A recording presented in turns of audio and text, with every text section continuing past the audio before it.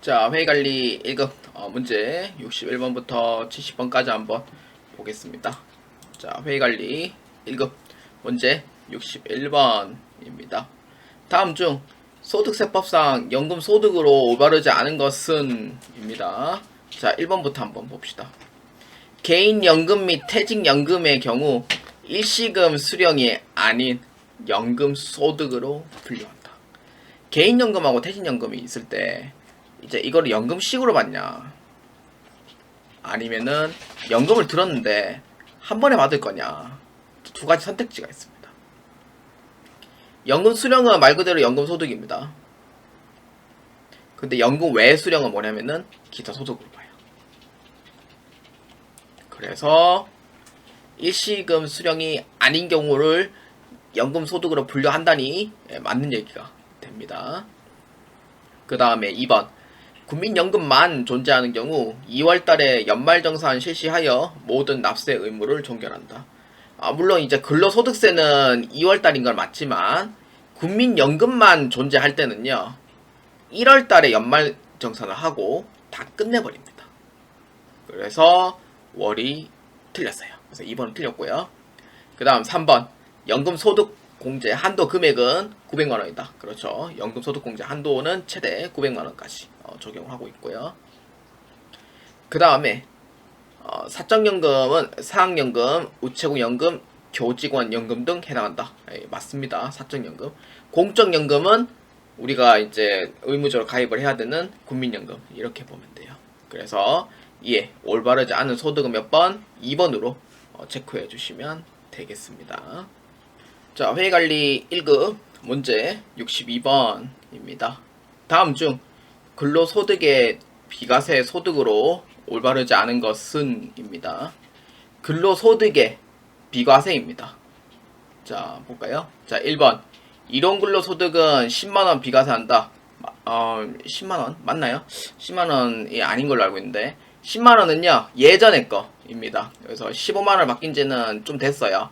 그래서 공제 금액은 15만원으로 공제를 하고 있습니다. 그래서 1번은 아닙니다. 그 다음 2번 식대는 회사에서 식사 및 식사대를 제공하지 않은 경우 20만원 비과세할 수 있다. 맞습니다. 이거 증빙서류 다 내야 됩니다. 그 다음 3번 벽지 수당은 20만원 비과세한다. 벽지 수당이 뭐냐면은 섬에서 근무하는 분도 있어요. 그러니까 섬에서 이제 근무를 하는 사람이 누가 있냐, 뭐 섬에 사는 주민들은 이제 뭐 해당 사항이 될지 안 될지는 모르겠는데 이제 교고지, 그러니까 아무도 안 갈라는 것, 뭐 그런 이제 섬에서 선생님을 한다든지 이제 그런 특수한 업무를 이제 하시는 분이 계십니다. 그런 경우 벽지 수당이 이렇게 있으면은 비과세 적용이 가능합니다. 성근무하는데 당연히 돈 더 줘야 되죠, 당연히. 그 다음 4번 직무발명 보상금은 재직하는 경우 500만원 비과세한다. 재직하는 경우는 근로소득으로 봐요. 근데 퇴사 이후에 직무발명 보상금은 그 기타 소득으로 분류를 하도록 되어 있습니다. 뭐 공제 비과세는 이제 500만원인 거는 똑같습니다. 그래서 맞습니다. 그래서 이에 틀린 거 몇 번? 1번으로 체크해 주시면 되겠습니다. 자, 회의관리 1급 문제 63번입니다. 거주자 이지수 씨의 다음의 내용과 같은 경우 의료비 세액 공제는 얼마인가? 입니다. 자, 이지수는 이제 보면은 근로소득이 3,300만원으로 되어 있고요. 배우자 소달구지입니다. 그래서 식당업을 하고 있고 사업소득이 존재를 해요. 그 다음에 자녀 소진영과 소진아는 소득이 없고요. 소진영은 유튜브 크리에이터를 하고 있습니다. 그래서 99만 9천원이 이렇게 있어요. 100만원 이하죠. 그 다음에 의료비 사용금액 이렇게 있다라고 보시면 돼요. 그래서 일단 의료비는 유일하게 나이 제한과 소득 제한을 일체 안 봅니다. 그래서 소달구지가 이렇게 그 소득이 넘더라도 의료비 세액 공제는 가능하다라고 보아주시면 돼요. 그렇기 때문에 나이 제한과 소득 제한을 볼 필요가 없기 때문에 그래서 여기에 해당하는 금액만큼 공제를 해주면 되는데 이 중에 안경 및 콘택트 렌즈 한도는 얼마예요? 그렇죠. 50만원으로 보아주시면 돼요. 자, 일단 첫 번째는 총급여액의 3%를 넘겨야 됩니다. 근데 만약에 의료비 금액이 총급여액의 3%가 안 된다면 어떻게 돼요? 그렇죠. 공제 못 받게 되어 있어요.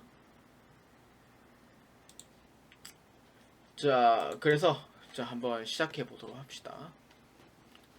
자, 그다음 그래서 이제 3,300만 원에 이제 3%의 총급액을 본다면은 얼마가 되냐면은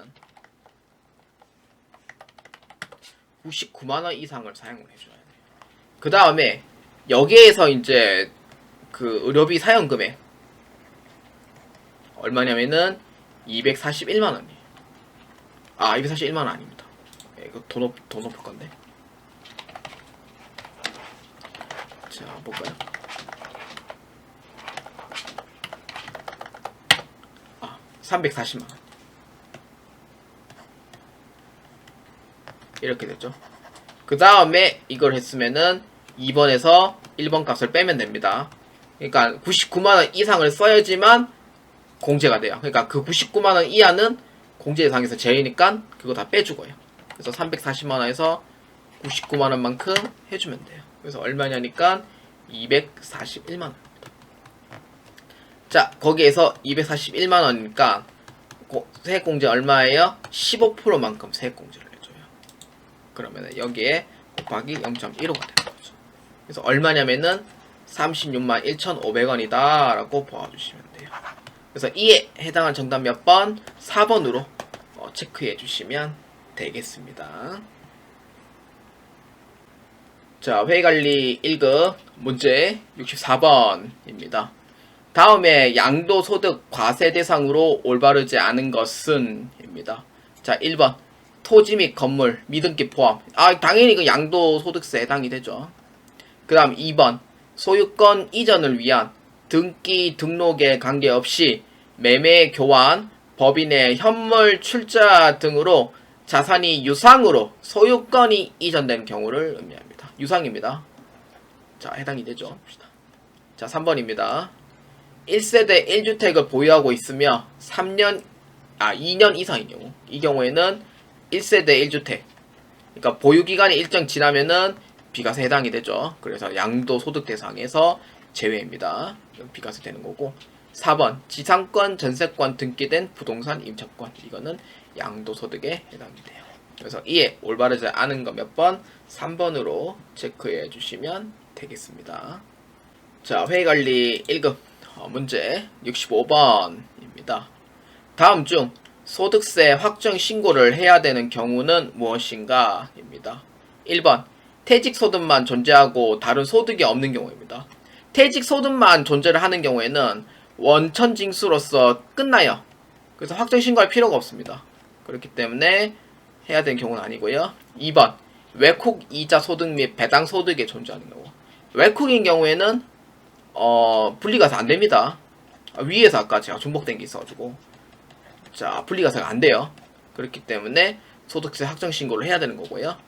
3번 일시적으로 지상권 및 지역권을 받는 경우, 이 경우에는 기타 소득인데 그냥 분리가세하고 그냥 끝내버립니다.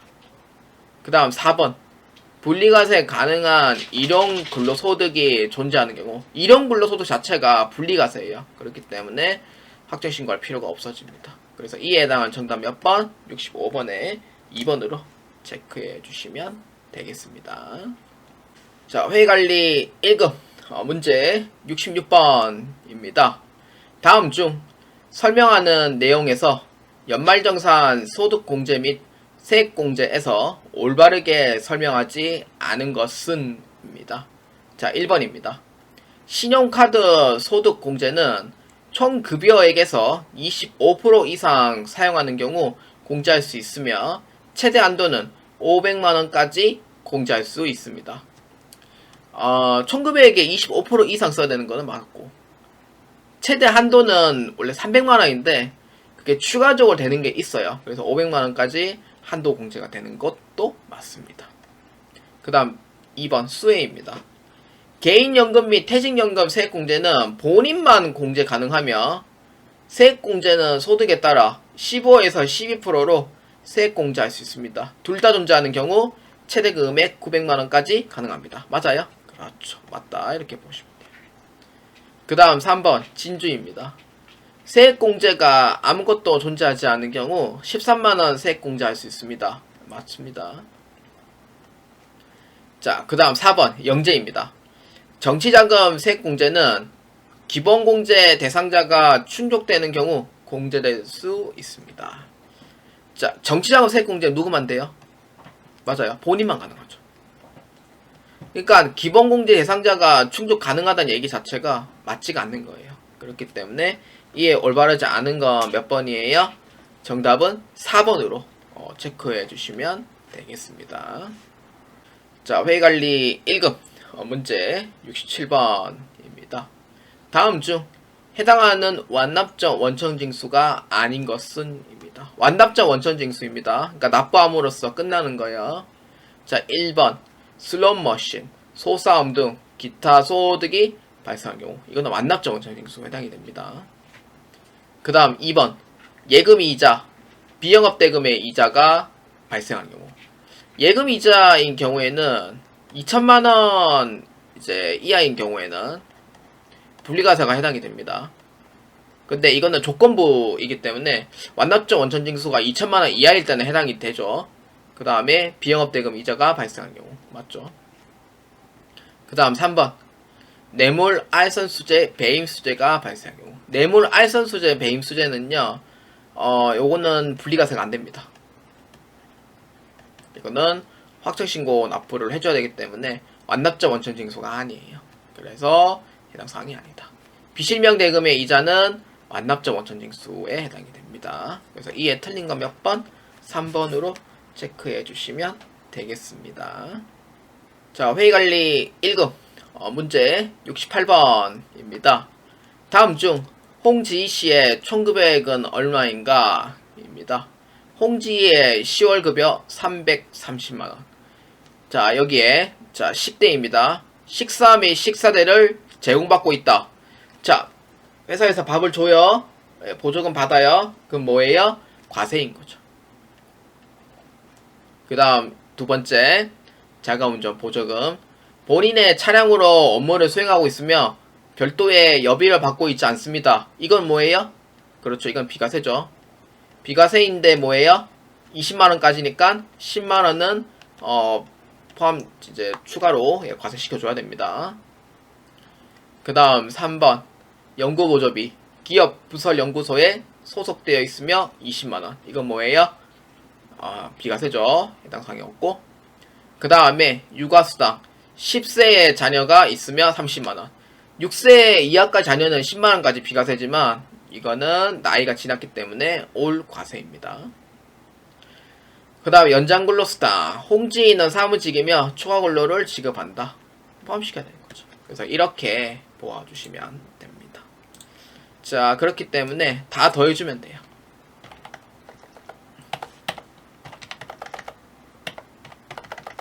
자, 육아수당 얼마예요? 410만원이 돼요. 그래서 68번에다 몇 번이냐면은 1번으로 체크해 주시면 되겠습니다. 자, 회의관리 1급 문제 69번입니다. 다음 중 부가가치세에 대하여 올바르지 않은 것은 입니다. 물세, 간접세, 일반 소비세, 누진세율. 올바르지 않은 거 몇 번? 그렇죠. 4번입니다. 일반 소비세 맞고 간접세 맞고 물건에 대한 세금이니까 물세 이렇게 맞는데 누진세율은 아니고요. 부가가치세는 10%의 단일세율을 적용한다고 했었죠. 그렇기 때문에 이에 해당하는 정답 몇 번? 4번이다 라고 보아주시면 되겠습니다. 자, 회의관리 1급 문제 70번입니다. 다음 중 부가가치세 과세거래로 올바르지 않은 것은 입니다. 자, 1번입니다. 공매로 인한 거래인 경우. 공매는 그 세금 안 내가지고 그 이제 강제 이제 경매 같은 형식이거든요. 그렇기 때문에 이 부분은 부가가치세가 없습니다. 그냥 일반 경매는 부가가치세가 있는데 공매나 강제 경매로 인한 부분에서는 세금 안 내는 경우에는 부가가치세가 없어요. 이거는. 그래서 1번은 아니다. 그 다음에 2번입니다. 외상 매출, 현금 매출, 할부 매출, 단기 할부 매출인 경우. 이거는 또 과세죠. 그렇죠. 그 다음 3번. 재화의 일부 또는 전부를 부담하고 가공하는 경우. 일부 또는 전부를 부담하고 가공은 뭐예요? 재화의 공급이죠. 이거 과세예요? 과세가 아니에요? 과세죠. 그렇기 때문에 과세이다. 이렇게 보면 돼요. 그 다음 4번. 내국 신용장 구매 확인서에 의하여 공급하는 재화인 경우. 그러니까 이거는 과세인 거는 맞는데 뭐라고 불러요? 그렇죠. 세금이 0%니까 영세라고 불러요. 그래서 이에 올바르지 않은 거 몇 번이에요? 그래서 정답은 1번으로 체크해 주시면 되겠습니다.